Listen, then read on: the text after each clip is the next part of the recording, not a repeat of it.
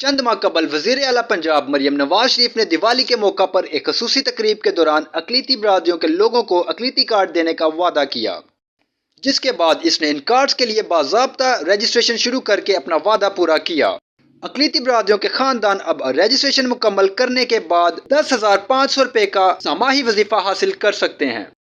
इस अमल को आसान बनाने के लिए पंजाब हुकूमत ने एक खसूसी ऑनलाइन पोर्टल बनाया है, जहां लोग आसानी से रजिस्ट्रेशन कर सकते हैं।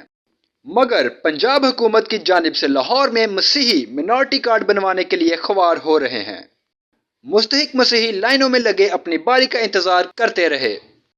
लोगों का कहना है कि वो अपने काम काज छोड़कर मिनॉरिटी कार्ड की रजिस्ट्रेशन के लिए महकमा इंसानी हकूक अकलीती अमूर के दफ्तर पहुंचे, मगर वहां इन्हें लाइनों में लगा दिया गया और मुस्तहिक गरीब मसीही अपनी बारी का इंतजार करते रहे।